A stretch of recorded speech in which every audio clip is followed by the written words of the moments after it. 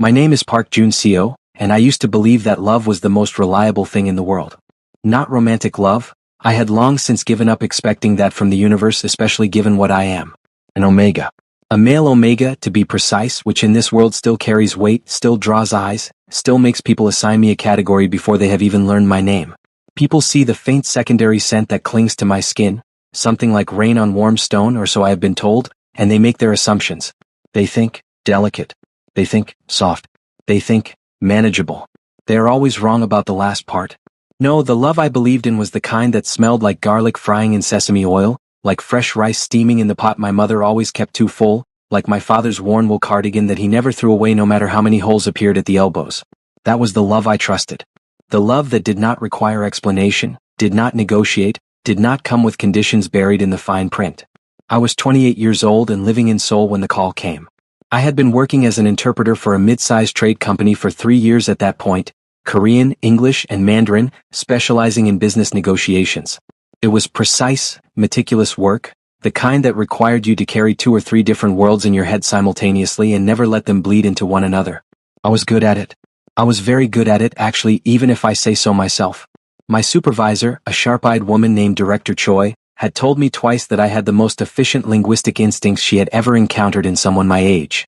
I had smiled, thanked her professionally, and then gone home and told my best friend Lee Sarah about it over the phone while eating a bowl of ramen at midnight because that was what I did with good things. I shared them. It was a Thursday evening in late autumn. I remember this clearly because the leaves outside my apartment window had just turned that specific shade of copper that made Seoul look like a city in a painting, and I had been considering whether to take photographs before the season changed. I was sitting at my desk reviewing a contract translation when my phone rang. The number was from my parents' region. I answered immediately. What followed was a blur that I have since replayed 10,000 times in perfect, awful clarity. An official voice. A formal, careful Korean that was trying its best to be gentle and failing because there is no gentle way to say what it was saying. Earthquake. Structural collapse. A building in the market district where my parents had gone that afternoon for supplies. Rescue teams. Efforts. The kind of silence that follows certain kinds of sentences. I do not remember standing up from my chair. I do not remember opening my laptop and booking the earliest available flight home. I remember almost nothing of the 2 hours that followed except the sensation of the floor feeling wrong beneath my feet, as if something fundamental about the geometry of the world had shifted and no one had told me the new rules. My parents loved me fiercely. I knew this the way I knew my own name, not as something I had to think about but as a foundational truth. My father, Park Sung-jin, was a man who had spent 30 years building a restaurant from nothing, who had calloused hands and a laugh that could fill an entire room, who had held my face between his palms the last time I saw him and said, "Juna, you are the best thing your mother and I have ever done." My mother, Kim Joo-hee, had sewn extra pockets into every coat I ever owned as a child because she said I was always losing things, and who had kept every drawing I made from age 3 onward in a box beneath the bed she shared with my father. She sent me food parcels once a month even when I told her I was perfectly capable of feeding myself. On the flight home, I sat in a window seat and watched the clouds and tried to remember if I had told them recently enough that I loved them. I tried to remember the last thing I said to my mother on the phone. I tried to hold myself together. I arrived home to a house that still smelled of them. Their shoes at the door. My mother's reading glasses on the kitchen table. My father's half-finished crossword on the coffee table. 3 across, a person who carries others' words. He had written, interpreter, and then crossed it out and written nothing else. I sat down on the kitchen floor and stayed there for a very long time. The funeral was handled by neighbors and extended family members I had not seen in years, people who came with food and quiet voices and the particular careful tenderness that Koreans show the newly bereaved. I accepted everything with what I hoped was appropriate gratitude. I shook hands and bowed and said the right words and ate a little of what was put in front of me. Inside I was a room that had had all its furniture suddenly removed. The same walls, the same shape, but echoing in a way that hadn't been there before.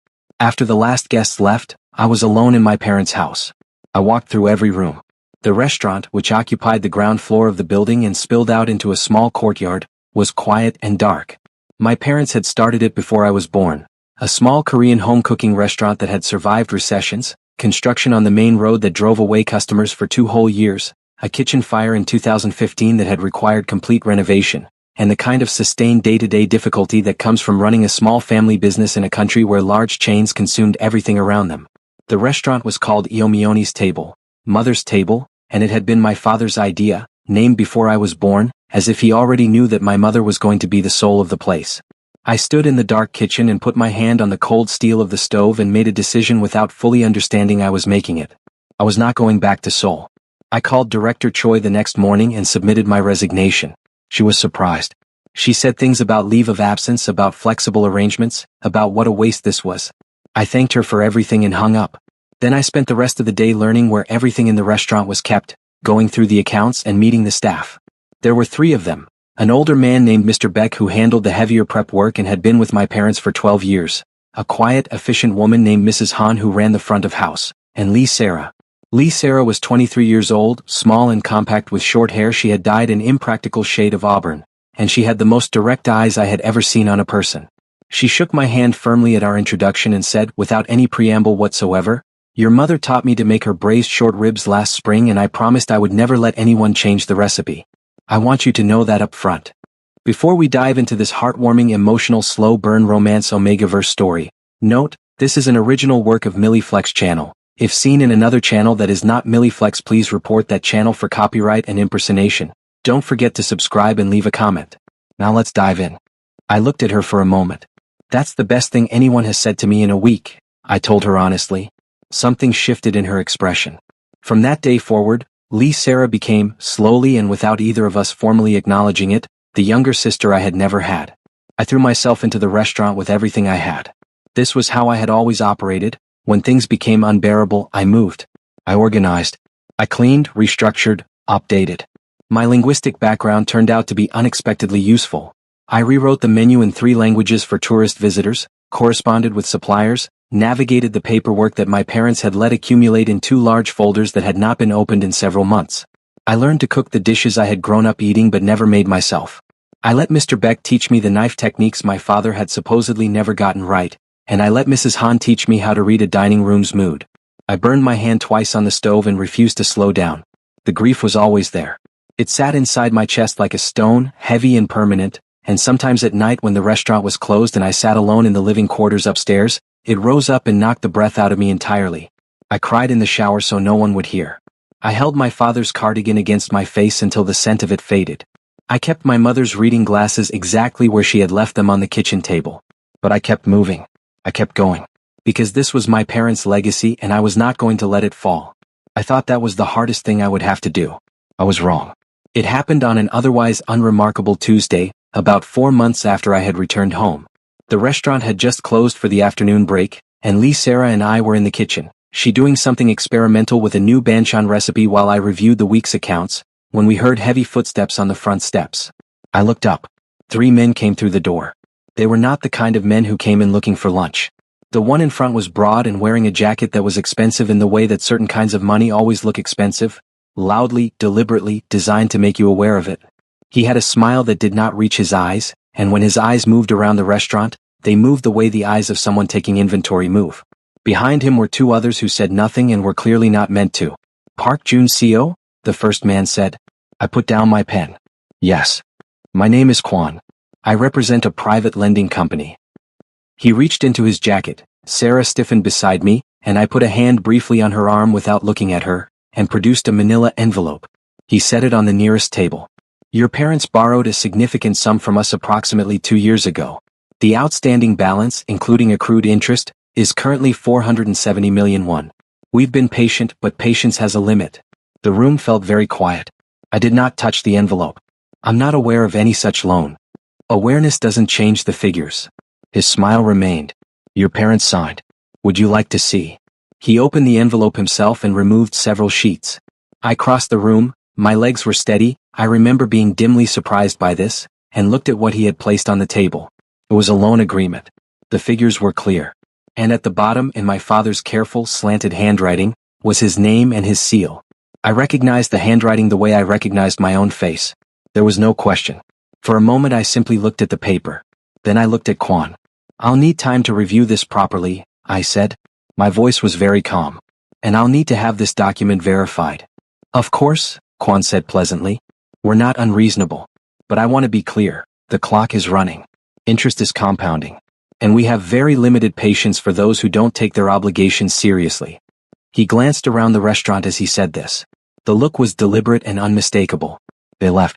That evening, after Lee Sarah had gone home and I had bolted both the front and back doors and sat alone in the kitchen, I allowed myself exactly 15 minutes of sitting with my face in my hands. Then I got up, made myself a very strong cup of coffee and began to investigate. Over the following days I called every relative who might know anything, searched through every document in the house, and eventually found a small notebook in my father's desk that contained records he had kept of payments. Payment after payment after payment, each one larger than the last. The original loan amount my father had recorded was 40 million won, not 470 million. What had grown to that obscene figure was interest, applied at a rate that was not only unconscionable but, as I eventually confirmed by consulting with a legal aid service, highly questionable from a regulatory standpoint. My parents had been paying. They had been paying for 2 years quietly and without telling me because I understood this. It broke my heart to understand this, but I understood it. They had not wanted me to worry. They had not wanted me to feel that my good job and soul needed to be set aside for their difficulties. I sat with this knowledge for a long time. My parents had protected me from this. And now they were gone, and the debt was mine, and the men with expensive jackets and inventory-taking eyes were going to come back. I was not going to lose this restaurant. I made myself a second cup of coffee. I thought about options. There were several, and none of them were comfortable. The most immediate one was money. I needed a very large amount of it, and I needed a stable income that would allow me to manage both the debt and the restaurant's ongoing costs. Running the restaurant alone would not generate enough. It was doing respectably but not extraordinarily. I needed a second source of income, something substantial. I needed a job. I spent 2 days applying. My CV was strong, 3 years of specialized interpretation experience, trilingual, excellent recommendations from Director Choi, who had been gracious enough to write a glowing reference despite my abrupt departure. I applied to several positions expecting the process to take weeks. The call came in 4 days.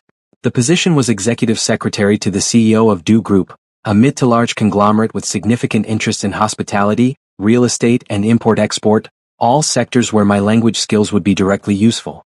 The salary was exceptional. The hours were demanding.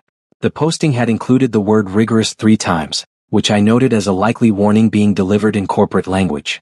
The interviewer, a composed HR director named Kim Yun-soo, had told me at the end of our meeting, "I should be transparent with you, Mr. Park. The CEO is particular. He has gone through 4 secretaries in the past 18 months. The work itself is not the issue. He is." I had looked at her steadily. "Is this a warning or a sales pitch?" She had almost smiled. "Consider it context." "Noted," I said. "When do I start?" I did not know who Do Hyun was before I took the job. This, I later realized, was unusual. Most people in my region knew his name, the heir of Do Group, 32 years old, known for 2 things in roughly equal measure. His business acumen, which was genuinely formidable, and his personal life, which was something significantly less admirable. Do Hyun was an alpha. This was relevant in the ways that alphas are always relevant when they hold positions of significant power. There is a particular kind of authority that certain alphas carry in their posture, in their scent, in the unconscious expectation they project that the world will arrange itself around them. It is not universal. I have known alphas who wore their designation lightly, who understood that the biology of secondary gender was not a mandate. Do Hyun, from what I gathered in the days before I started, was not that kind of alpha. He was also, according to essentially every source I consulted once I learned his name, a player. The word was used without hesitation by people who spoke about him, omegas, betas, even a few alphas who had been adjacent to his orbit. Playboy. Serial charmer. He'll make you feel like the only person in the room and then you'll see him making the next person feel the same way. I heard variations on this from Lee Sarah, who had heard it from a friend who had worked at Do Group, from the neighbor who recognized the company name when I mentioned my new employer, and from an article in a gossip column I read at 1 a.m. while preparing myself psychologically for Monday morning. I went in with my eyes open. That is what I told myself. My first impression of Do Hyun was tall. This is not a deep observation, but it was the first one, and sometimes first impressions are physical before they are anything else. He was very tall, with the kind of build that suggested both genetics and intentional maintenance, dark hair pushed back from a face that was, and I noted this with the detached fairness of someone who acknowledges attractive things in the world without necessarily being moved by them, objectively striking. Sharp jaw, heavy brows, the sort of dark eyes that under different circumstances I might have called interesting. He was wearing a charcoal suit that fit him extremely well, and he was on his phone when I was shown into his office, and he did not look up immediately. I stood. I waited.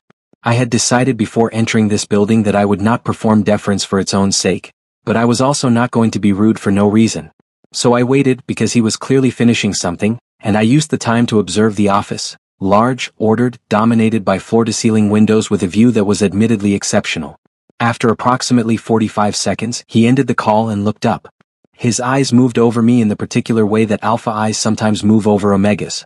Assessing, categorizing, the secondary gender instinct kicking in before the higher order evaluation. I was used to this. I waited for it to conclude. Then something shifted in his expression. Not much, but something. Park Jun-seo, he said. It was not a question.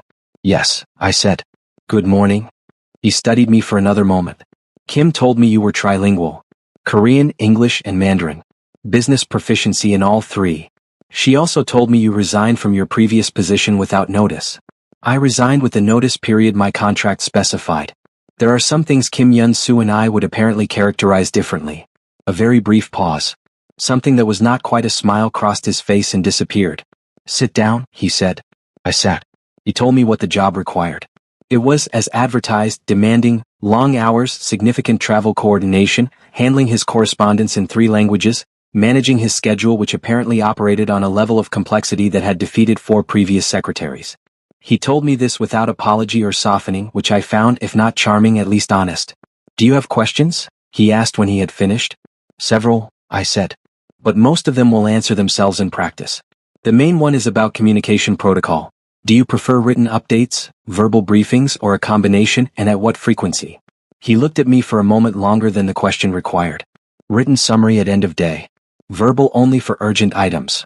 Understood. You can start today if you're prepared. I'm prepared. And that was how it began.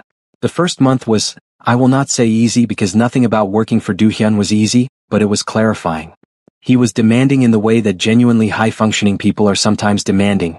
Not arbitrary, not cruel, but relentlessly precise. He expected things done correctly, quickly, and without being told twice. He did not tolerate vagueness.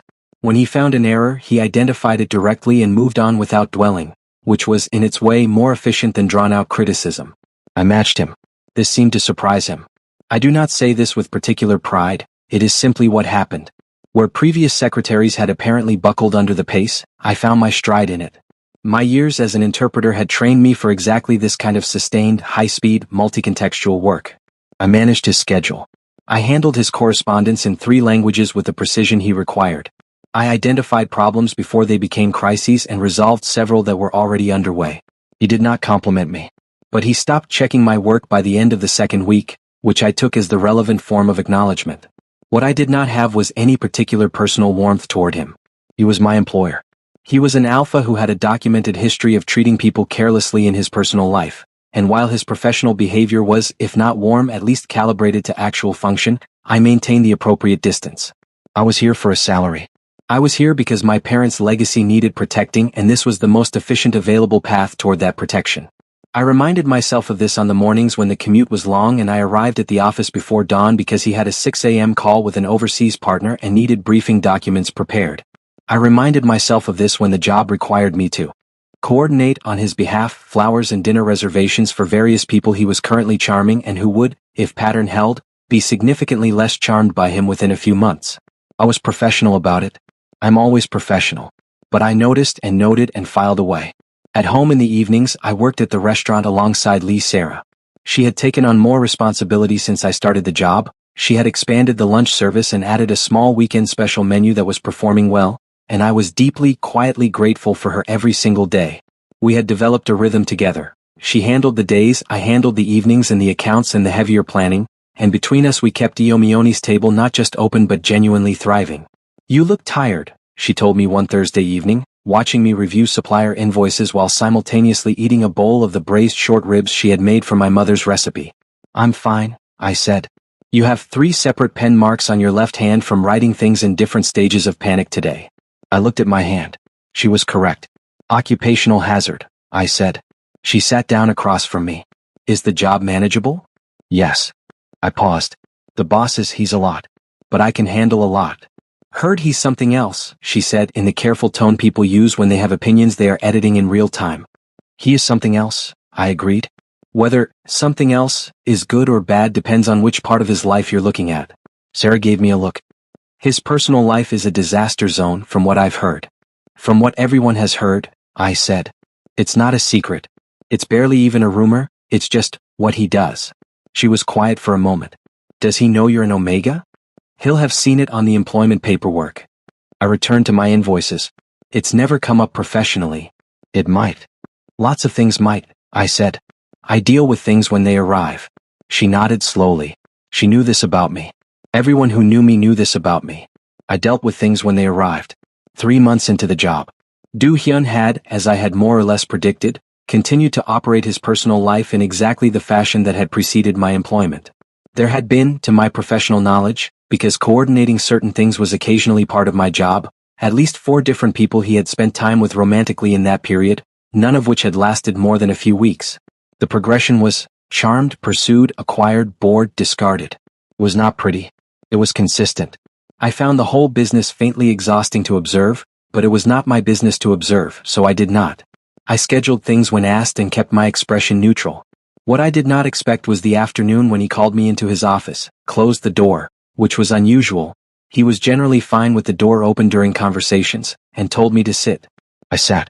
He was standing by the window, which meant he was looking at the view and not at me, which meant he was arranging something in his head. I had learned his patterns well enough by this point to read this much. My parents have been pressuring me, he said. I said nothing. This was not unusual to hear about alpha heirs of large companies. I waited for context. Marriage. Grandchildren. He turned from the window. The usual. I see, I said carefully neutrally. I have no interest in marriage, he said. Particularly not the kind my parents envision, which involves sentimentality and long-term cohabitation and the general domestic infrastructure that I have absolutely no tolerance for. Also understandable, I said, though it was not, particularly. He looked at me directly. However, they are not going to stop. And there are, a brief pause, the kind that means the next sentence has been considered carefully, other practical considerations. The company's public image in certain markets benefits from a certain kind of personal stability that I am not currently projecting. I waited. I want to propose something to you, Do Hyun said. The stillness in the room shifted. I want to propose a contract marriage, he continued in exactly the same tone in which he might have discussed a merger. Temporary. Defined duration. Mutually beneficial. It would satisfy my parents and certain public optics. In return I would, he paused again, compensate you. The room was very quiet. I looked at him. He looked at me. The light from the windows was cutting across his desk at an angle that made the whole thing feel slightly unreal. No, I said. His eyebrows rose very slightly. He had not, I think, anticipated this response. Or at least not as quickly. I haven't told you the compensation, he said. It doesn't matter, I said. A contract marriage is a significant personal arrangement that I have no interest in entering, regardless of the financial terms. He studied me. I held his gaze without difficulty. I had not survived the last several months by being easily moved. Your family restaurant has a significant debt, he said. I went very still. I don't know what you think you know about my personal finances. I know about Kwon and his company, he said. I know the outstanding balance. I know the original loan amount and what they've done to it. His voice was matter-of-fact. Not unkind exactly, but without sentimentality. Information isn't difficult to find when you're motivated to look for it. I breathed in slowly. You investigated my personal finances. I consider it a practical assessment of someone I was planning to make a significant proposal to. It's an invasion of privacy. Arguably. The flatness of this response was so unadorned that it almost made me want to laugh, except that the situation was not funny. My jaw was very tight. I unclenched it deliberately. What exactly are you offering? I asked because I was a practical person and practicality sometimes required you to hear things out. Full settlement of the outstanding debt to Kwon's company. Additionally, 10 million won deposited to an account of your choosing upon execution of the agreement. He paused. The duration would be agreed upon, minimum 12 months. During that time, we would maintain appearances consistent with a real marriage. After the agreed duration, a standard dissolution, amicable, quiet. 470 million won in debt. 10 million additional. My parents' restaurant. I looked at the window. I looked at my hands. I thought about my father's crossword on the coffee table, the answer he had started and crossed out. Interpreter. I thought about the Yomioni's table sign above the restaurant door, which my father had painted himself with a slightly unsteady hand because he had insisted on doing it personally despite having no particular talent for painting. You realize, I said, that you are essentially telling me you researched my most vulnerable point and then crafted a proposal designed to target it. Yes, he said. The honesty was, in a perverse way, slightly more tolerable than if he had tried to dress it up. He had done an unpleasant thing and he was owning it directly instead of performing innocence about it. "I need time to think," I said. "How much time?" "A week." He nodded. "A week." I stood, collected my notebook and phone and walked to the door. "Park Jun-seo," he said as I reached it. I turned. "The offer is genuine," he said. "The debt would be fully cleared. No complications." I looked at him for a long moment. He was standing by the window in his extremely well-fitted suit with his sharp jaw and his unreadable eyes, and in that moment I thought, this man is going to be a problem for you, Jun-seo. I did not yet understand how many kinds of problem he was going to be. "I'll let you know in a week," I said and left. The week that followed was one of the more exhausting deliberation processes of my life. I talked to no one about the specifics because there was no one I could talk to about the specifics. The confidentiality involved in such an arrangement was self-evident, and beyond that, I did not want to burden Lee Sarah with this. She had enough to carry with managing the restaurant, and she was 23 years old and did not need to be an advisor for the sort of problem that should not, by any reasonable accounting, have fallen to a 28-year-old whose parents had just died. I thought about it alone the way I thought about most things. I made a list. I have always made lists when facing difficult decisions. My mother used to tease me about this, say that I had her father's accountant brain and her son's very non-accountant face. The list was not balanced. On one side, debt cleared, restaurant secure, additional financial cushion, defined duration, clean exit. On the other side, married to a man who was by all accounts a careless alpha who had spent years demonstrating that he viewed other people as temporary entertainment, loss of privacy, emotional risk, the general profound strangeness of the situation. I read the two columns several times. I thought about my parents' restaurant, about my mother's braised short ribs and my father's handwriting on the loan agreement and the Iomionis table sign painted with a slightly unsteady hand, about what they had spent 30 years building and what had been growing around it, quietly and without my knowledge like vines around a structure. I made my decision. On the 7th day, I walked into Do Hyun's office before the working day began. He was already there. He was always there first, which I had noted as one of the things about him that complicated the easy narrative of careless privilege. He worked, genuinely and seriously whatever else he was. He looked up. "Yes," I said. He was quiet for a moment. "Then, there will be a formal agreement." "Obviously," I said. "I'll have a lawyer review it." Something crossed his face that I could not quite read. "Of course. And I want it clearly stated that this is a business arrangement," I said. "Not a performance for public benefit that collapses in private. If we're going to do this, we are both going to be professional about it." "Agreed," he said. "And I will continue working. As you like."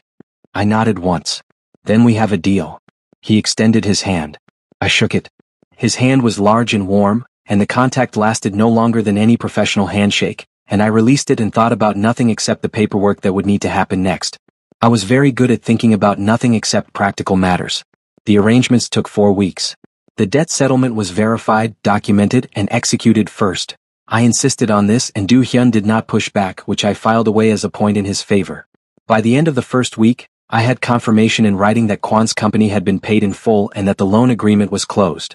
When I saw the confirmation, I sat alone in the restaurant kitchen for a long time without doing anything in particular. The weight on my chest did not disappear. But it shifted. It became something I could breathe around. Lee Sarah noticed I seemed lighter. "Good news?" she asked one evening. "Some financial complications got resolved," I said. "The restaurant is in a better position." She looked at me carefully. She was perceptive in the way that people who watch more than they talk are perceptive. "Did you take out a loan?" "Something like that," I said, which was not exactly a lie. She clearly did not fully believe me. She also did not push because she knew when I was not ready to explain something. This was one of the things I valued most about her. The marriage itself was a quiet civil proceeding on a Thursday morning in late winter. No ceremony. No guests. Just the two of us and 2 witnesses. Do Hyun had his personal assistant. I had asked Mr. Beck, who had known my parents for 12 years and who I had told only that I was marrying for practical reasons. He had looked at me with old eyes and said nothing except that he would be there. Do Hyun arrived in a dark coat and no particular expression. I arrived in the gray coat that my mother had given me 2 birthdays ago, the one with the extra pocket she had sewn in, and I had put it on deliberately that morning like armor. We signed the papers. We did not exchange rings in any meaningful ceremony. Rings were produced by Do Hyun's assistant for public purposes, and I wore mine with the practiced ease of someone who has learned to wear many things that do not quite belong to them. We thanked the registrar. We stepped out into a gray winter morning. Do Hyun looked at me. The cold had brought a faint flush to his cheekbones that was incongruously human-looking on a face that was otherwise very controlled. "Congratulations," he said with a precision that made the word mean nothing and everything simultaneously. "Likewise," I said. His car was waiting. We got into it together for the first time as legal spouses. The public story was carefully constructed. A relationship developed through work, private by nature, solemnized quietly in keeping with both our preferences for discretion.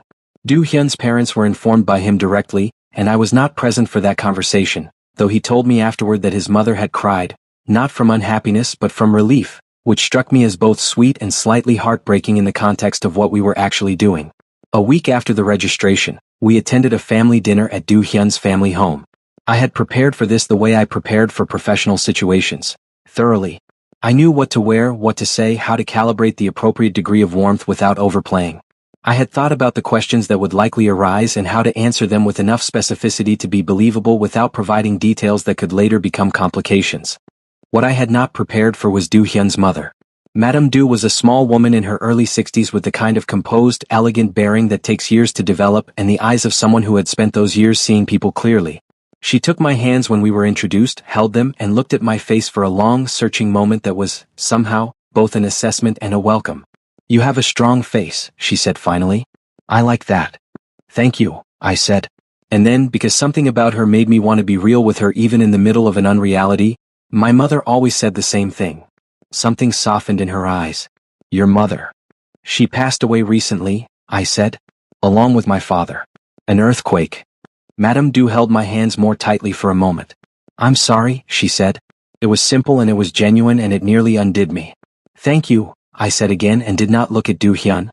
Dinner was long and the food was excellent and Do Hyun's father, a large, still imposing man who clearly knew what kind of person his son was, watched me with the careful attention of someone deciding whether to trust. By the end of the evening, I believed he had tentatively decided yes. In the car home, Do Hyun was quiet for a long time. "You handled that well," he said finally. "I was honest where I could be," I said. "It's easier. Most people in your position would have performed." "I don't perform," I said. "I told you this before we agreed to this." He was quiet again. Through the window the city lights moved past. "My mother liked you," he said eventually. "I liked her," I said and meant it. Nothing else was said. We went home to the apartment his company maintained, large, impeccably furnished, with 2 separate bedrooms clearly indicated in the contract's living arrangement clauses, and I went to my room and sat on the bed and held my mother's reading glasses, which I had started carrying in my coat pocket. I thought, this is fine. This is manageable. This is for the restaurant, for the legacy, for the only thing left of them. I thought, you are going to be fine, Jun Seo. I believed it, mostly. Living in proximity to someone reveals the architecture of them. I had spent 3 months as his secretary and believed I understood Do Hyun in the professional sense. His patterns, his preferences, the internal logic of the way he operated. Living in the same apartment with him, even in the carefully maintained separateness that our arrangement implied, added dimensions. He was a very early riser. Not for performance. Genuinely, constitutionally, he woke before 6 without an alarm, and by the time I emerged in the morning he was already in the kitchen, already caffeinated, often already working on something in the quiet before the day fully began. This surprised me. I had expected the indulgence of late mornings.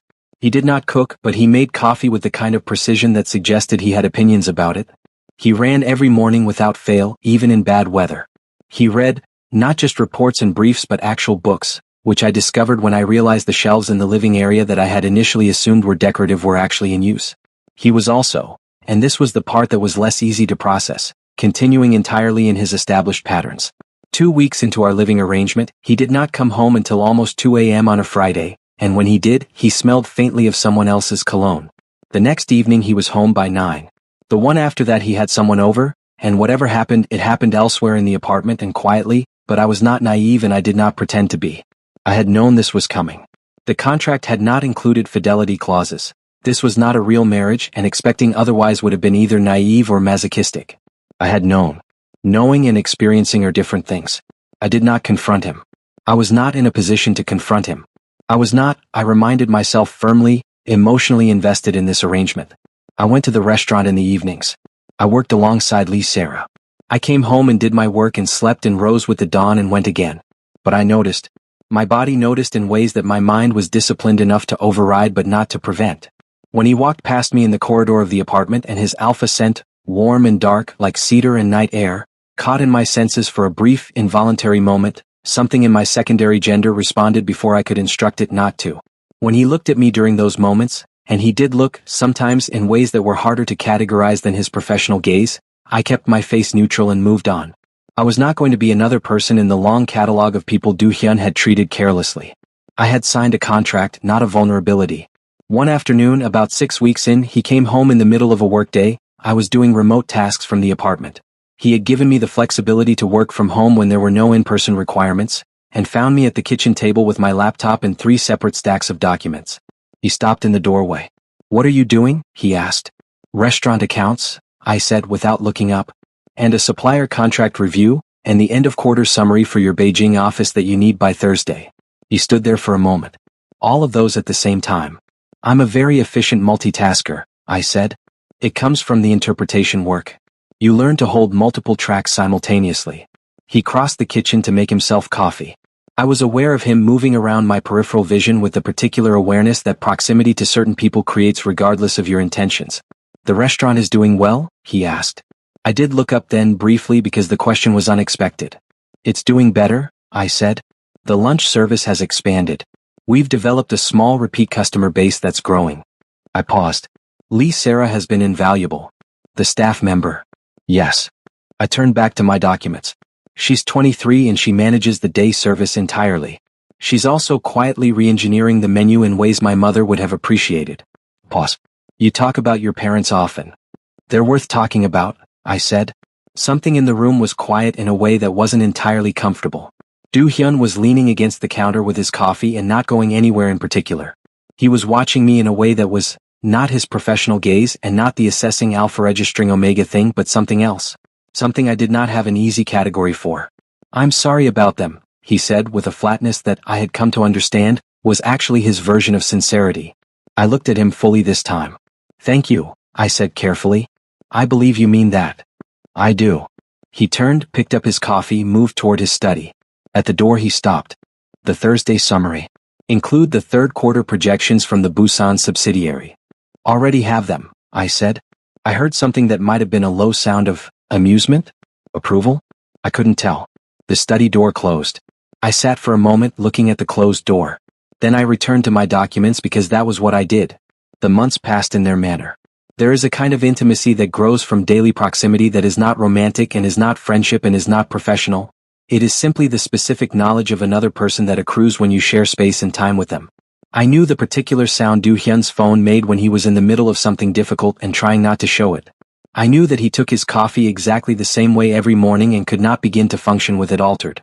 I knew that he had a specific way of going still when he was processing information that looked like inattention from the outside but was actually deep focus.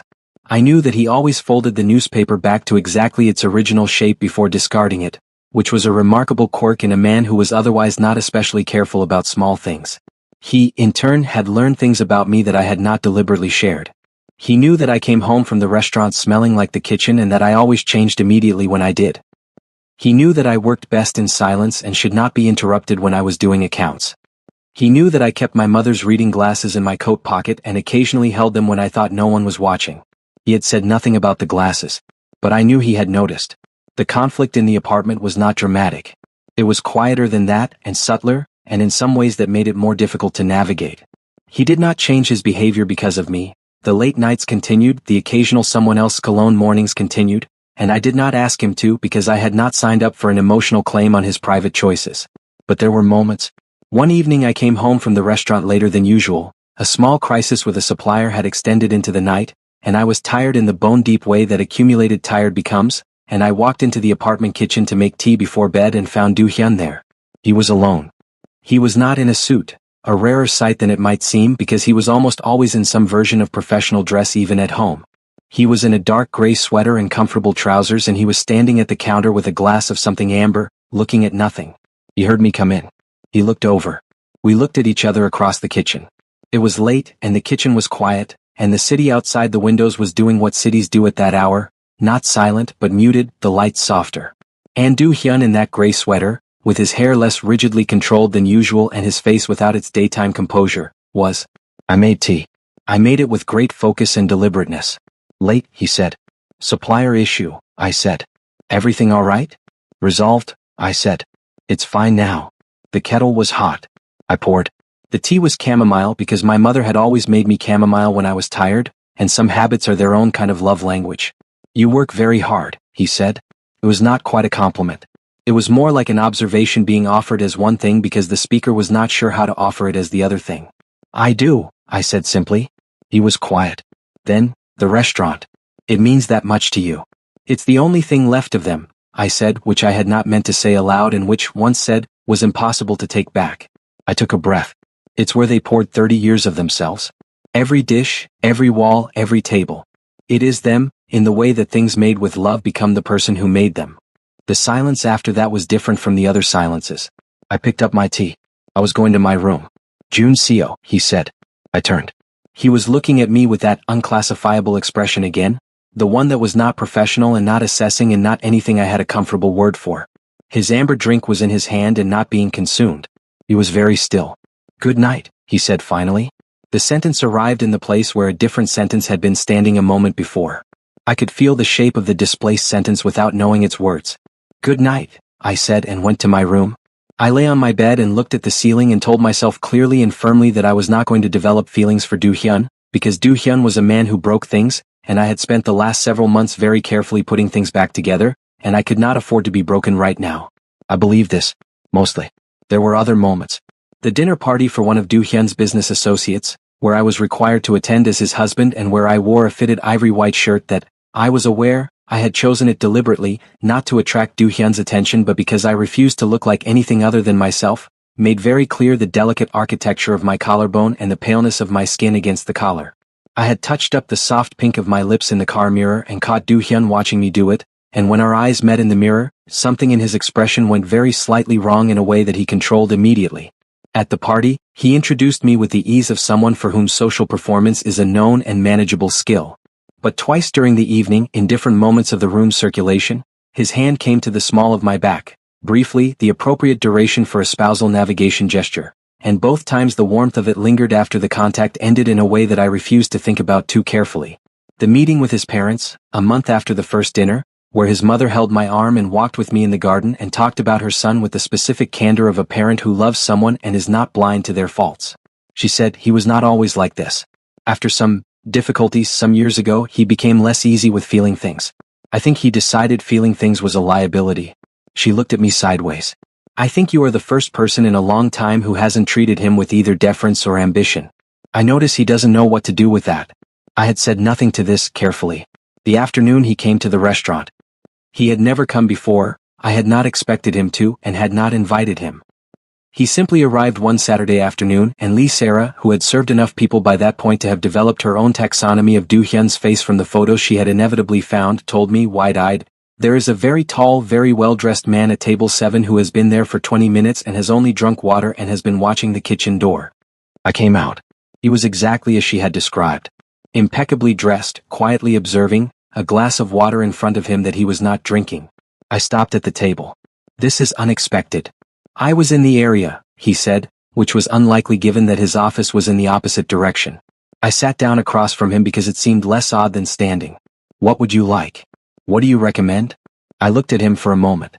Then I went back to the kitchen and ordered the braised short ribs and the mixed banchan and the hot pot soup that had been my mother's specific specialty, and I brought it out myself and set it in front of him and waited. He tried the soup first. Something happened in his face. Something very small and very real. The kind of involuntary response that occurs when a flavor is not just good but true, when it arrives in some specific register of the self that is older than opinion. He said nothing. He kept eating. He finished everything. When I moved to clear the table, he looked up. What was that soup? My mother's recipe, I said. He was quiet for a moment. Then, it's remarkable. I don't know exactly what it was about those 2 words in that moment. Maybe it was the day I'd had. Maybe it was the fact that it was my mother's soup. Maybe it was simply the accumulated weight of months of proximity and deliberately suppressed feeling. Thank you, I said, and my voice was slightly steadier than it had any right to be. When he left a very generous amount on the table, which was, I assumed, his way of saying something that he did not have a more direct language for. Lee Sarah appeared beside me, watching the door close after him. So, she said. Don't, I said. I didn't say anything. You were about to. She was quiet for a beat. He looked at you like, Sarah, I said. She nodded. Okay. But she smiled to herself as she went back to work, and I carried the empty dishes back to the kitchen and told myself firmly that there was nothing there and almost believed it. It was my own idea. I want to be clear about this. Approximately 8 months into the contract marriage, Do-hyun's mother had escalated her conversations about pregnancy. She was polite about it, always, she was a gracious woman, but she was persistent, and she had begun finding ways to bring it up in every interaction I had with her, which had become regular because she had genuinely taken to me and I to her. I understood her hope. I was not immune to her hope. She was a warm woman who wanted grandchildren and had a son who was not, under normal circumstances, likely to cooperate with this desire, and I was, for the moment, the person who made cooperation theoretically possible. And Do-hyun, her son, my husband on paper, was, in the same month that his mother began her most recent campaign, conducting what appeared to be a slightly more sustained connection with one particular individual than his previous patterns had suggested. I knew this because the apartment had begun carrying traces of a specific cologne on certain mornings, and because he had come home slightly past midnight 3 consecutive Thursdays, which was a new pattern, and because he was not any different toward me. That was the thing. He was the same, measured, occasionally warmer than his default in the way I had come to recognize as genuine, professionally coordinated in our shared public appearances. Nothing had changed externally. Inside me something was, I refused to name it. I categorized it as principled objection to disrespect. I decided to act on principle. I called Park Min-ho. Min-ho was one of our kitchen staff. He had joined the restaurant 3 months prior, was 26, was objectively very handsome in a clean-cut way, and was also a very straightforward person who, when I explained what I needed, looked at me for a long moment and then said, "This is the most complicated thing anyone has ever asked me to do and I'm absolutely going to help you." The arrangement was simple. Min-ho would occasionally be seen with me in situations that might be noticed by someone with sufficient resources to be watching. This was not paranoid. Do-hyun absolutely had people, formal and informal, whose job included a level of situational awareness about his household. I had understood this from the beginning. I was simply, at this point, deciding to be aware that they were aware. The first time was a Saturday morning. I was wearing a caramel-colored sweater that sat just slightly off one shoulder, my collarbone and the curve of my neck visible, my pale skin catching the late winter light, and Min-ho and I went to the market together, laughing at something, walking close, the easy physical nearness of two people who are comfortable together. It looked like nothing. It was, by design, everything. I came home that afternoon and Do-hyun was in the living room and his eyes moved over me immediately, over the off-shoulder sweater, over whatever expression I was wearing, and something in his face went very slightly wrong. He said nothing. The second time, Min-ho picked me up from the apartment building and we went to dinner. I wore a pale blue top that I was not going to pretend I had chosen with purpose. When Do-hyun had seen me in the hallway before I left, his jaw had done something interesting. The third time, Do-hyun was apparently, based on the information I received through channels I would rather not examine too closely, was very, very displeased. He came home the following Wednesday evening and I was in the kitchen making tea and I could feel the temperature of the apartment had changed before I turned around. He was standing in the kitchen doorway. He was not shouting. Do-hyun, I had learned, did not shout. He went very still when he was upset, and the stillness became its own kind of volume. "Who is Park Min-ho?" he said. I turned around with my tea. "He works at the restaurant. You've been spending time with him." "Yes," I said. The stillness deepened. "We have an arrangement." "We do," I said pleasantly. "An arrangement in which, as I recall, fidelity was not a condition. Am I misremembering?" Something moved behind his eyes. "You're doing this deliberately." "Am I?" I kept my voice light. I set my tea on the counter and leaned against it, arms folded, looking at him directly. "Because here's what I know, Do-hyun. I entered this arrangement in good faith as a professional agreement. And you have every right, technically, contractually, to live your personal life as you see fit. But you have done so in ways that have not always been respectful of the fact that I exist in this arrangement too. And I am not." My voice remained level but something underneath it was not.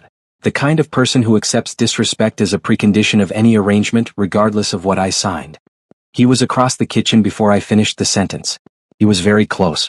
The cedar and night air scent of him was immediate and undeniable, and the alpha in him was present in the air between us in a way it had never been this directly, not threatening, something more complicated than that, something that my omega instincts were responding to with a warmth I did not want.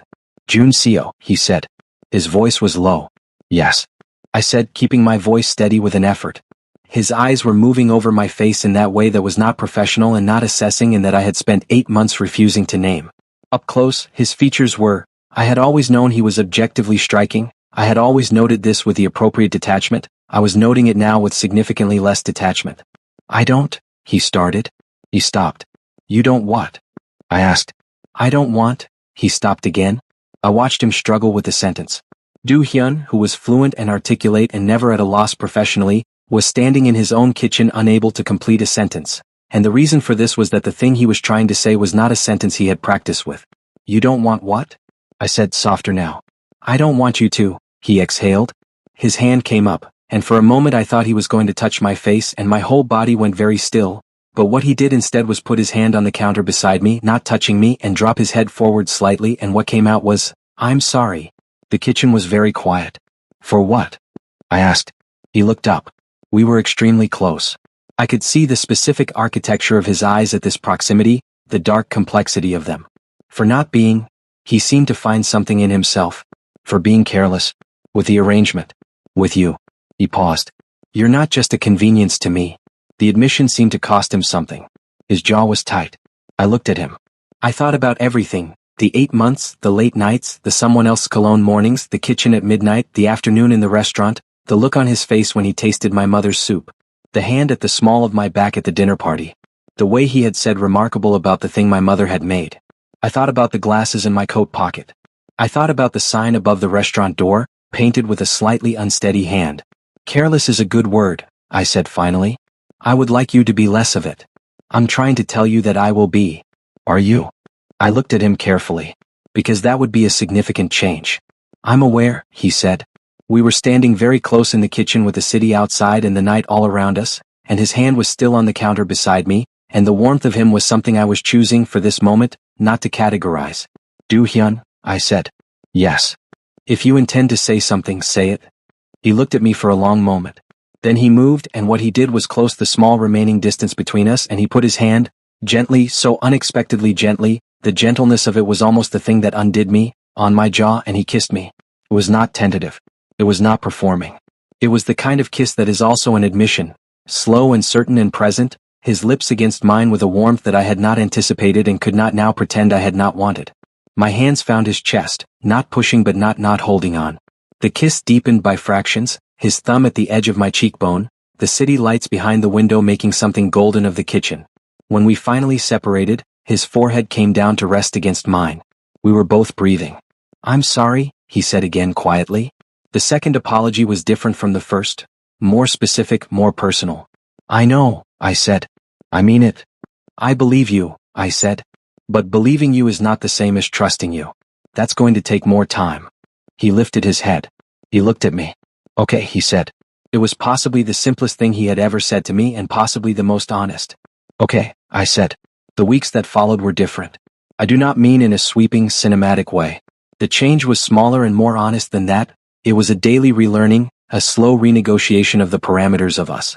Do Hyun did not transform. He was still the person he had always been. Controlled, occasionally shuddered, more comfortable with professional fluency than with emotional directness. He did not become suddenly warm and demonstrative, because that was not who he was and I did not want a performance of who he was not. But he was present. He came home. He came home with consistency and intention, and when he was home, he was there. Not lost in his phone or retreated to his study for the entirety of the evening. He sat in the same space as me. He read. He asked, occasionally, about the restaurant, not performatively, but in the way of someone building a reference frame for something that mattered to someone they were choosing to pay attention to. He came to the restaurant again. Twice more in the following weeks. The second time, Lee Sarah recognized him immediately, brought him water without being asked, and then came and found me in the kitchen with the specific expression of someone who has just revised an assessment. He tips well, she said. Yes, I said. He also looks at you when you're not watching, she said.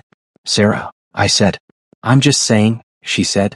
The third time he came, he sat at the kitchen counter. I had, in a moment that surprised me, invited him back there, and watched me work with the concentrated attention of someone genuinely interested. Not performing interest.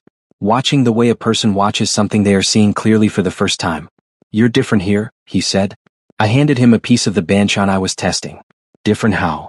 Less, he tried the banchan. His expression shifted. You're less defended.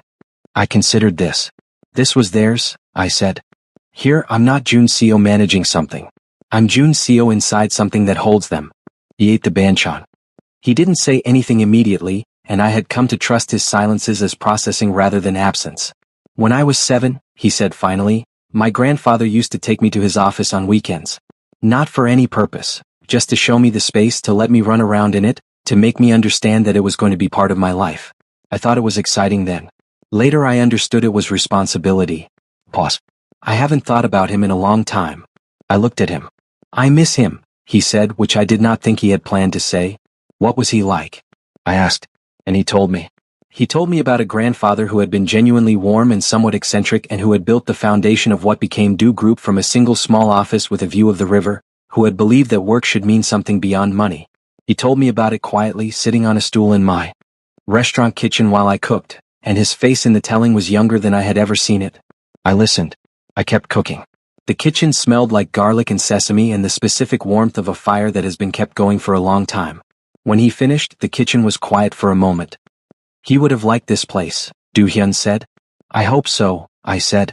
We looked at each other across the kitchen counter. The chemistry between us had always been there. I was not going to retroactively pretend otherwise.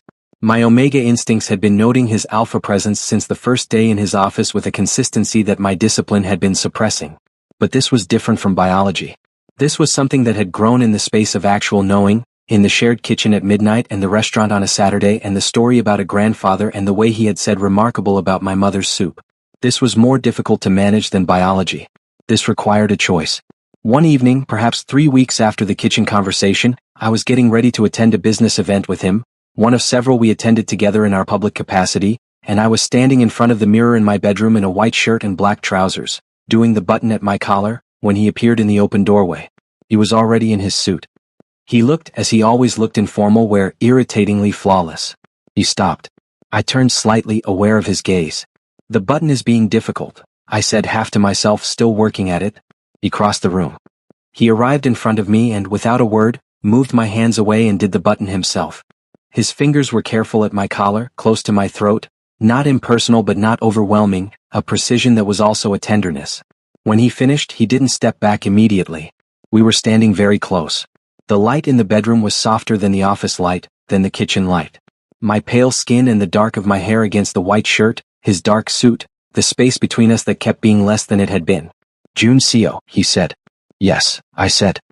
He put his hand on the side of my face, the same gesture as the kitchen, but slower now, without the urgency of apology. Just placement. His thumb at my cheekbone. His dark eyes on mine. I need you to know, he said, that this is not. He stopped. Look for the right word. This is not the arrangement anymore. For me. My heart was doing something extremely inconvenient.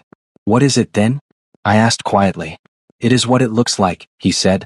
Which is that I have a pause, a slightly strained pause, the pause of a man who has spent years telling himself certain feelings were liabilities. I have found it impossible to be indifferent to you. The evening light. The white shirt. His thumb at my cheekbone. The memory of his lips weeks ago in the kitchen. Do-hyun, I said. Yes. I'm not going to be another one of the catalog, I said. If that's what this is moving toward, if this is a new kind of temporary that feels different from the others because I live here, I need you to tell me now so I can make an informed decision. His expression went through something. Pain was not too strong a word for what moved across it. It's not that, he said. How do I know that? You don't, he said. I know that's not a satisfying answer. But it's the honest one.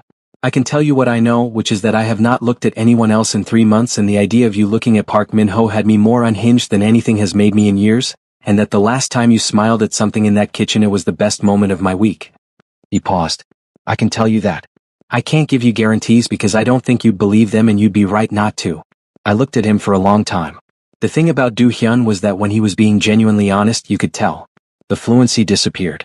What was left was uncomfortable and unvarnished and real. Okay, I said finally. Okay, he repeated.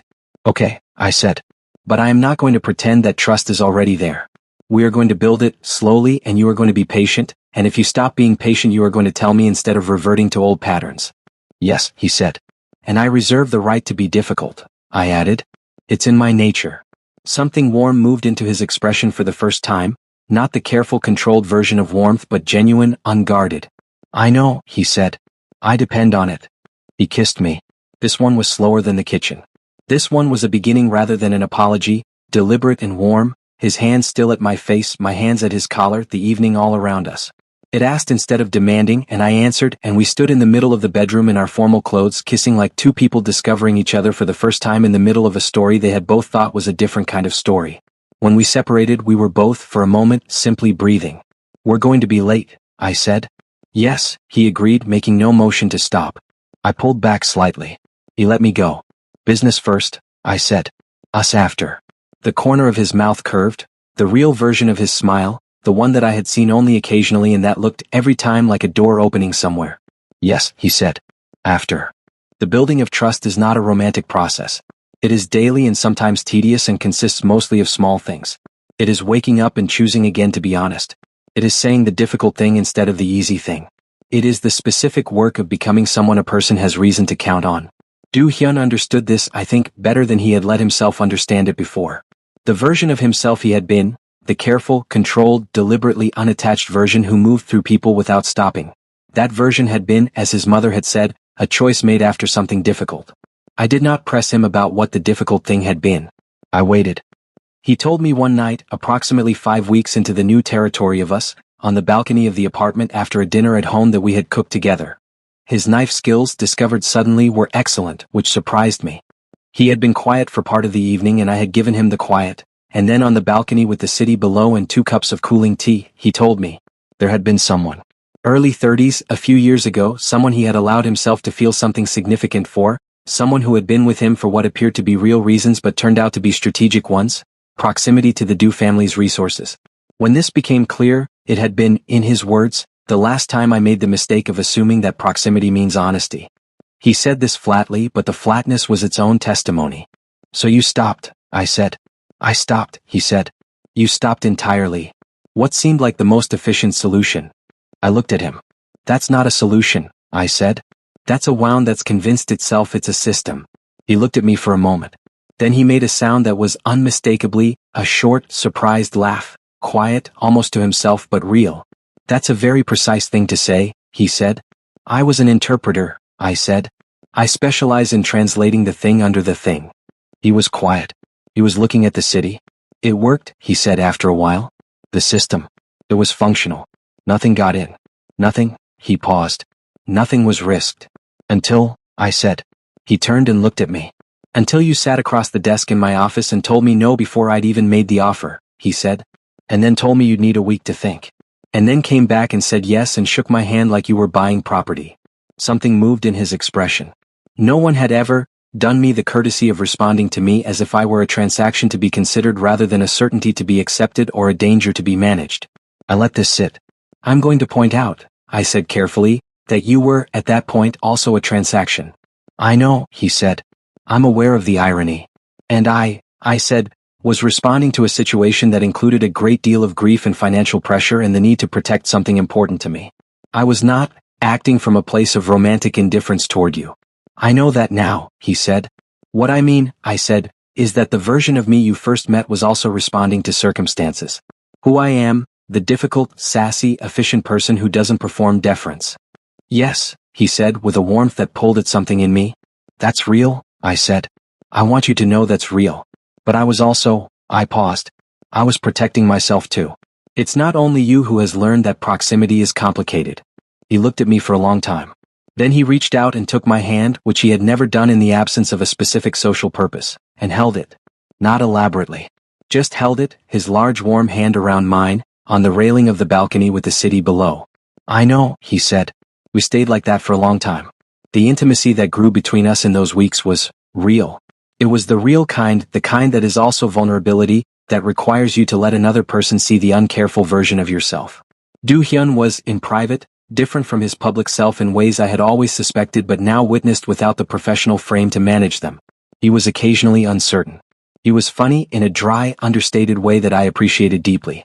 He was genuinely thoughtful. I would find, sometimes, a thing that I had mentioned wanting placed in the kitchen, or a document I had needed prepared before I had followed up on asking. One morning I found on the kitchen counter a small box. Inside, a pair of reading glasses that were not exactly like my mother's. Similar frame, similar prescription range, but new. Intact. Unworn. I stood in the kitchen holding them for a moment. I went to his study. He was at his desk. He looked up. "The glasses," I said. He looked at me carefully.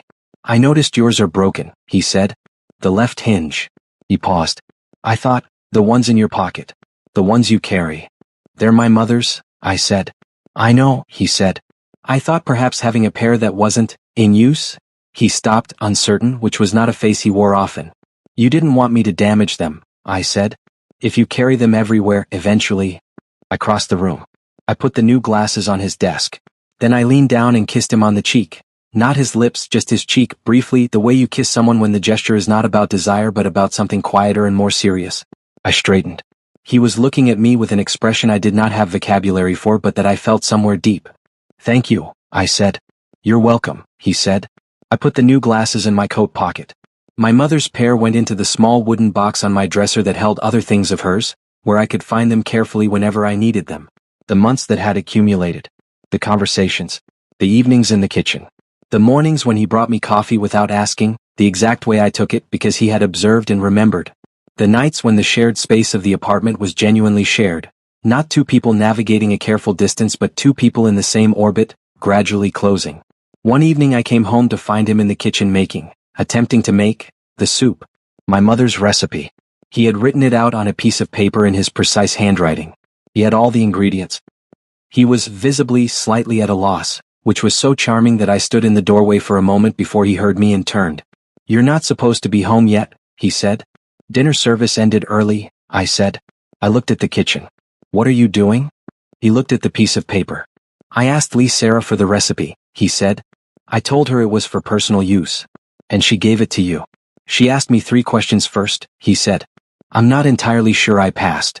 I moved into the kitchen. I looked at where he was in the process. I took the wooden spoon from him gently. This needs to simmer longer, I said. You've rushed the base. I may have rushed the base, he agreed. I adjusted the heat. I showed him the adjustments. We stood together at the stove, shoulder to shoulder, closer than necessary, neither of us moving apart, while the soup found its proper character. When it was done, we ate it at the kitchen table and it was not perfect. It was close, it was good, but it was not quite the precision of my mother's years of practice. And Do Hyun said, not quite there. No, I agreed. I'll practice, he said. I looked at him. You'll practice. Someone should carry it, he said simply. If not me, who? The sentence arrived somewhere I had not expected it to arrive. I looked at my bowl.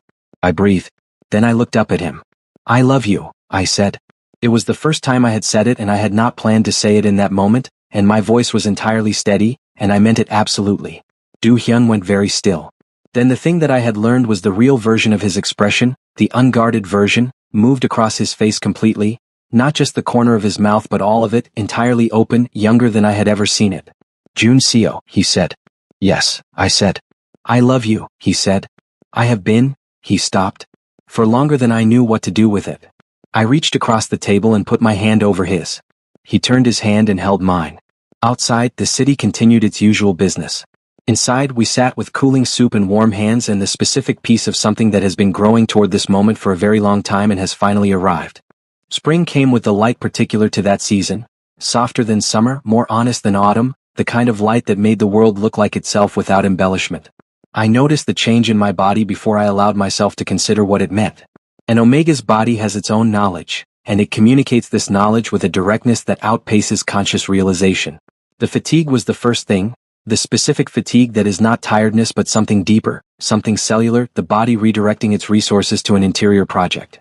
Then the sensitivity, sense stronger, certain foods I had always tolerated suddenly disagreeable, a heightening of sensation in the world that was simultaneously overwhelming and strangely beautiful. I took a test at home, alone, on a morning when Do Hyun was at an early meeting. I sat on the bathroom floor for a while afterward. Then I called Lee Sarah. I did not tell her the news. I told her I needed to take the morning off and could she manage, and she said of course, and then she said, Jun Seo, are you okay? And I said, yes, and she was quiet for a moment and then said, okay, in the voice that meant I know you'll tell me when you're ready, and hung up. I sat with the information. This had happened in the real marriage that we had built on the bones of the contract. This was not a complication, it was a continuation. A thing that grew from the thing that was real. I thought about my parents. I thought about the restaurant. I thought about the reading glasses in the wooden box on my dresser. I thought about Do Hyun in the kitchen with my mother's recipe, saying someone should carry it. I was crying, I realized. Not from unhappiness. From the specific emotion that has no single name, grief and gratitude and love and the vertigo of a future that has become suddenly enormous.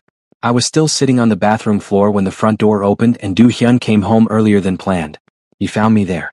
He stopped in the bathroom doorway and took in my face and the test on the counter in one sweep, and then he came down to the floor and sat beside me. For a moment neither of us spoke. "Okay," he said. His voice was very quiet. "Yes," I said. "Scared?" "Extensively," I said. He put his arm around me. I leaned against him. The bathroom floor was cold and his coat was warm and I was still crying, slightly, and neither of us said anything for a long time. "We don't have to handle everything right now," he said eventually. "We just have to handle this moment." "That's very reasonable advice," I said. "I have occasional moments of reason." I laughed slightly. The laugh was wet at the edges from the crying, but it was real. "Do Hyun," I said. "Yes." "I'm happy," I said. "I want you to know that. Under the scared, I'm very happy." He pulled me slightly closer. He pressed his lips to the top of my head, briefly, gently. "So am I," he said.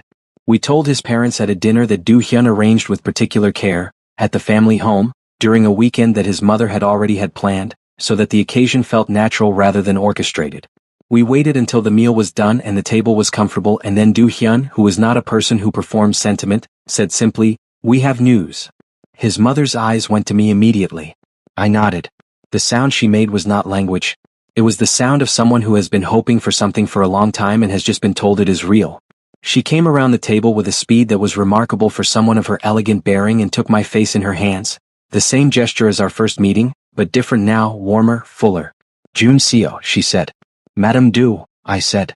"You will call me Iamianim," she said firmly. The word, mother-in-law used with the warmth of actual kinship, landed somewhere very specific. "Iamianim," I said, and my voice was steadier than it had any right to be.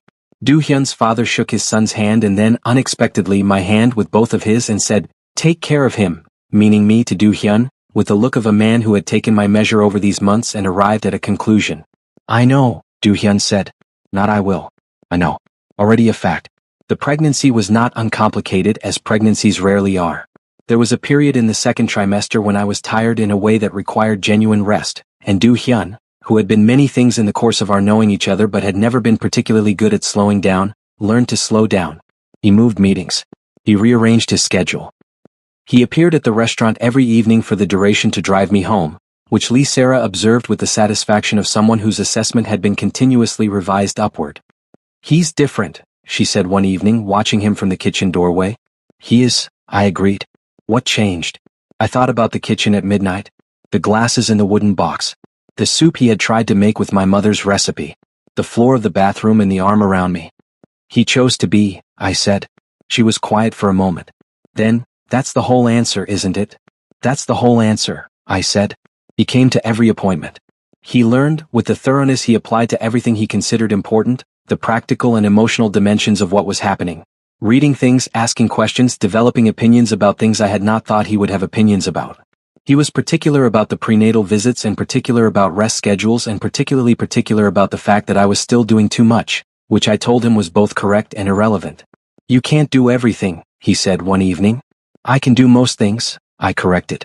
"Jun Seo." "I know my limits," I said. "I also know what's important to me.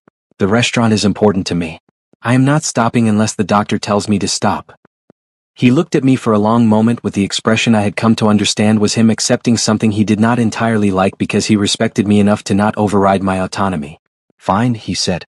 "But you sit when you're tired." "I always sit when I'm tired," I said. "You never sit when you're tired."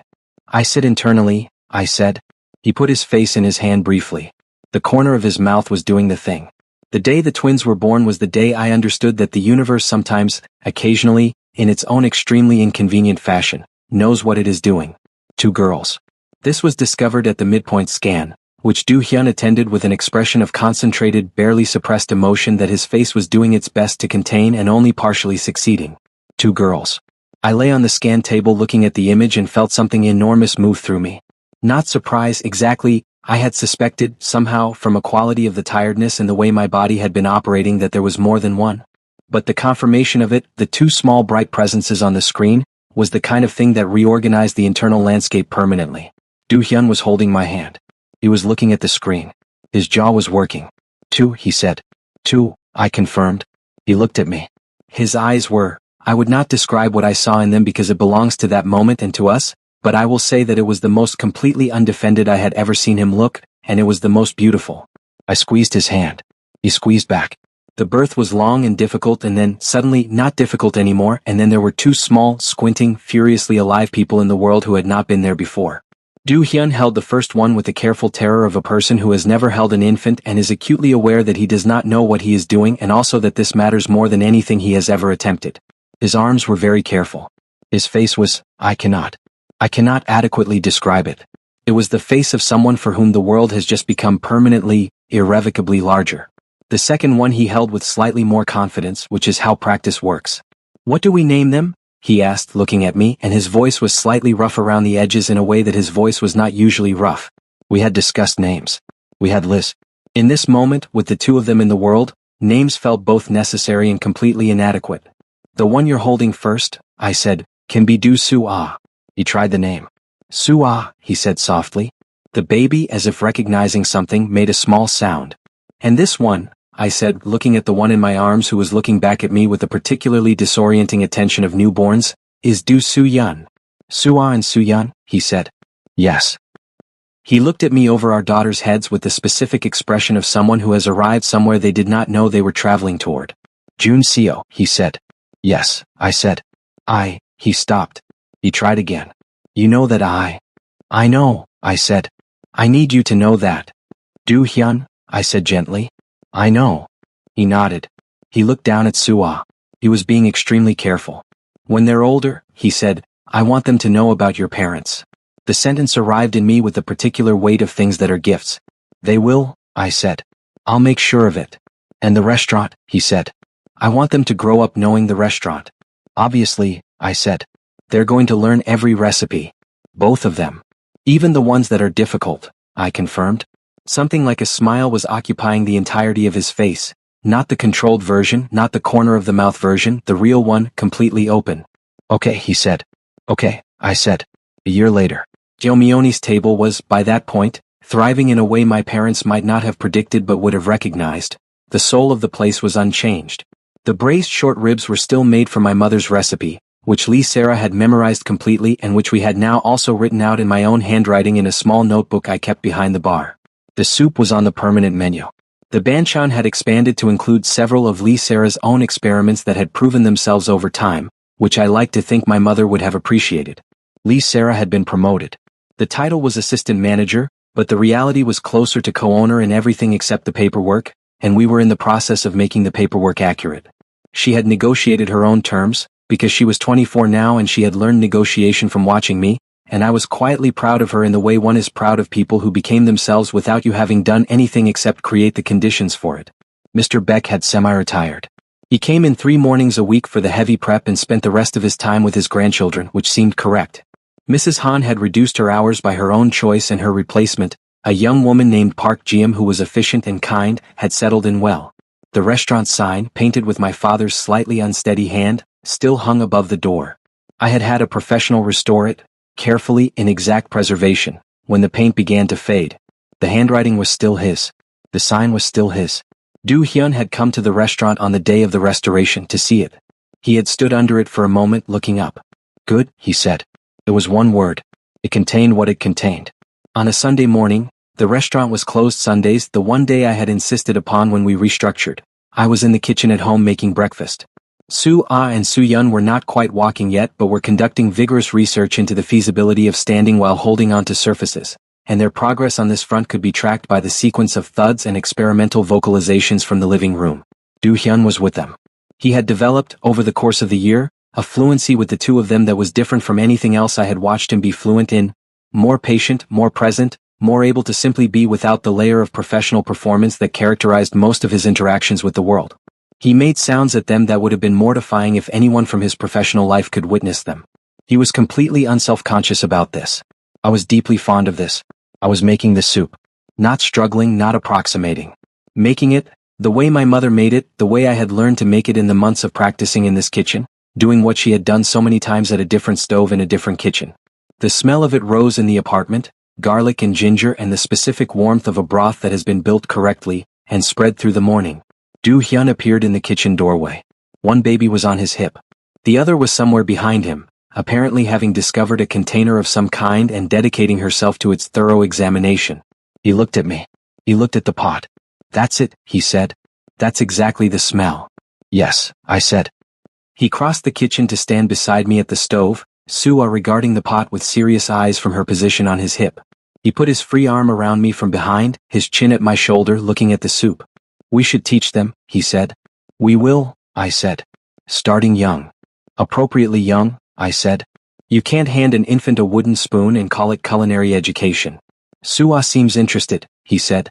Sua was indeed reaching toward the general direction of the stove, which was not happening. I redirected her hand gently. She examined her own fingers as if they contained new information. We have time, I said. Do Hyun pressed his lips briefly to my temple, then to the side of my neck, warm and unhurried, the small intimacy of a Sunday morning. We have time, he agreed. The soup simmered.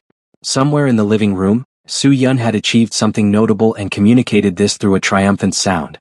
The apartment was full of morning light and the smell of my mother's recipe and two small presences who were, against all reasonable expectation, here. I thought about my parents. I thought about the phone call on a Thursday evening in autumn, the copper leaves outside the window, the flight home. I thought about the kitchen floor. I thought about the Iomionis table sign and the loan sharks and the manila envelope and the contract and the morning in a registrar's office with my mother's coat and my father's cardigan absent and all the people I wished had been there. I thought, they are here actually. They are here in the soup and the sign and the recipe written out in Lee Sarah's careful hand and in the person I became because they raised me and in the reason I fought for what I fought for. They are here. Jun Seo, Do Hyun said, his voice quiet behind me. Yes, I said. You okay? I leaned back into him slightly. The small weight of Sua between us, reaching for nothing, content. I'm very okay, I said. I paused. I was thinking about my parents. Tell me about them, he said. Not it's okay not to. Not we don't have to. Just, tell me. I stirred the soup. I smiled. My father had this cardigan, I said. Brown wool. Completely full of holes by the end. He refused to throw it away because my mother had given it to him. He used to say. I told him all of it.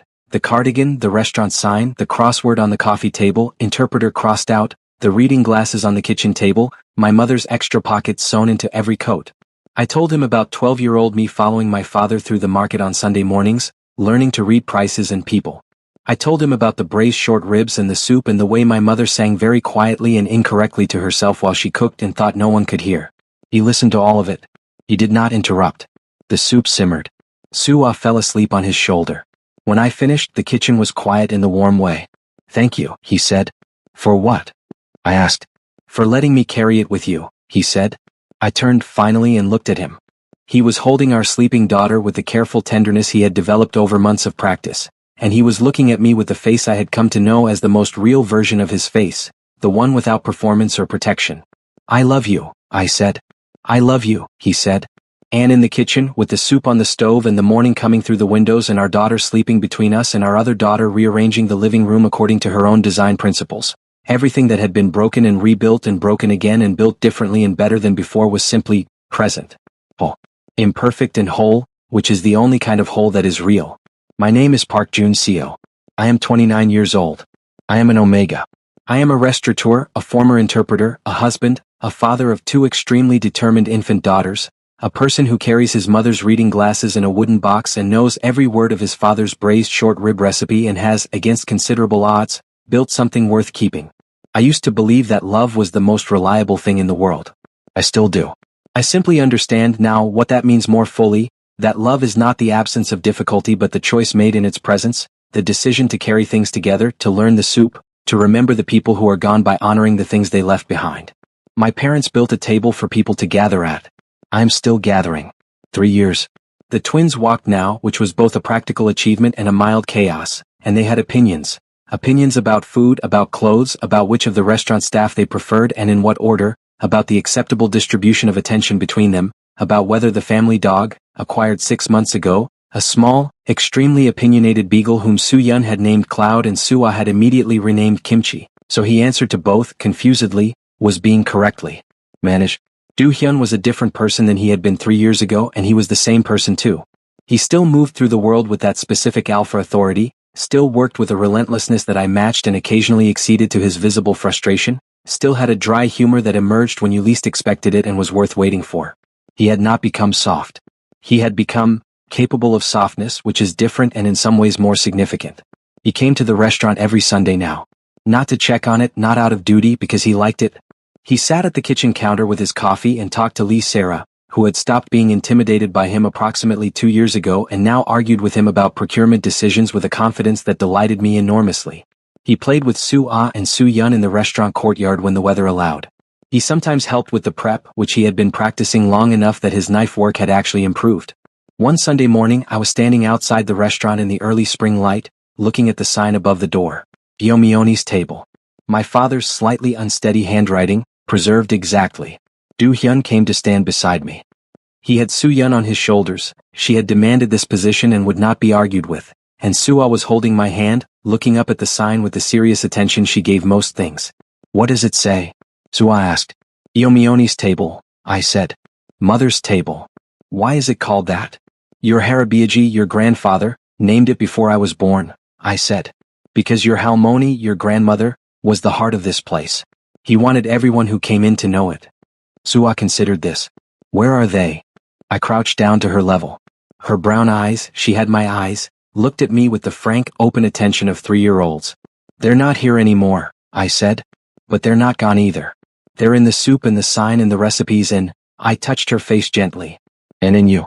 You carry them even though you never met them. She thought about this seriously. Then she said, Can we have soup? I laughed, genuinely, fully the kind of laugh that comes from the right place. Yes, I said. We can have soup. Do Hyun's hand found my shoulder as I stood, warm and steady, a touch that had become one of the foundational sensations of my life. I leaned back slightly against him. Soo Yun, from her perch on his shoulders, patted the top of my head magnanimously. We went inside together, into the warm smell of garlic and sesame and the specific aliveness of a place where people have brought their hunger and been fed, where my parents had spent 30 years building something worth keeping, where I had spent the years since learning what it meant to carry it forward. The door closed behind us. Above it the sign remained. Yomioni's table. My mother's table. My father's love letter. My inheritance and my responsibility in my home. We sat down together. We ate.